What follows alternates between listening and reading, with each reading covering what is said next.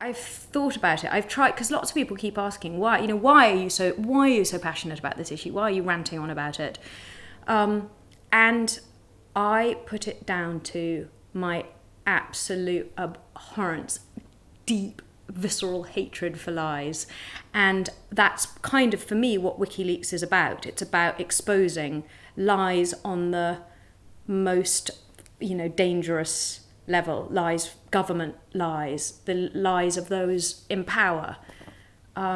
So that would probably be, I think that's where, my sort of prime motivation. Why I'm interested in the Pakistan leaks is because it was terribly frustrating living in Pakistan and being quite close to political life, and not, obviously peripherally.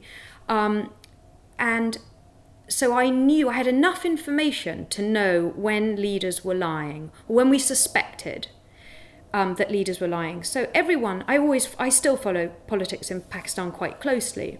And it's quite clear, for example, that the leaders are complicit in the military operations in the tribal area. It's quite clear that they're saying one thing to the people, which is, this is terrible, this shouldn't be happening. Drones, no, we're saying no to the Americans, whilst at the same time, as was revealed in the cables, they're saying to America, don't worry, we'll make a fuss in public, but then we'll ignore it. And that was almost the exact quote Prime Minister Gilani said to Ambassador Patterson, I will bring it up in the National Assembly, we'll make a fuss, but then don't worry, we'll ignore it.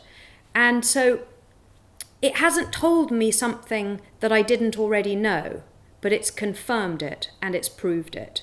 And that's very gratifying. And it means that possibly more people will understand the double game that the leaders in Pakistan are playing. We've all heard that America is looking into ways that they can take legal action against Julian or against WikiLeaks.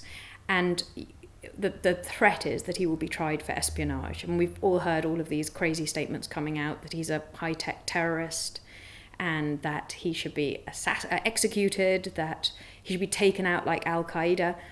And what I think that has done is to effectively distract and silence Julian, and also it's minimised the impact of WikiLeaks because everything's now focusing on this rape trial. I think it's definitely a way of silencing Julian. I mean, if they can extradite him to Sweden, and if he ends up in jail there, we know that he'll be held incommunicado. We know that his lawyer will be given a gag order.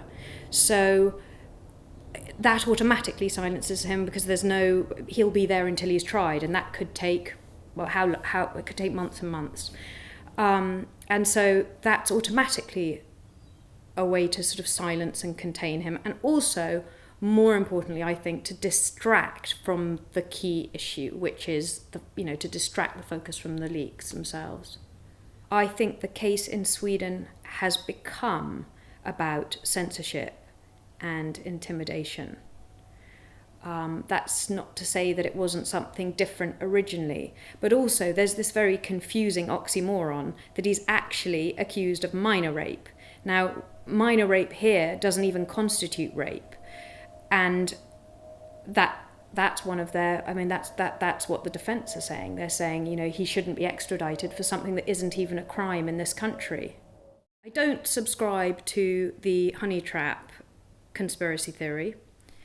But I suspect that it has become a political issue since this right-wing Swedish politician got involved and reinvigorated the case.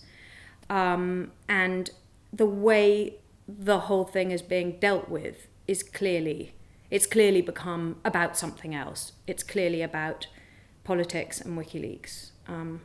I heard yesterday the Swedish Prime Minister gave a statement on television, and this is about a case where a man hasn't even actually been charged yet. With regards to Bradley Manning, now that we know that he's a British citizen, I think his mother was Welsh, we do have an obligation, or the British government does have an obligation to intervene on his behalf. Make sure he's being properly treated at least.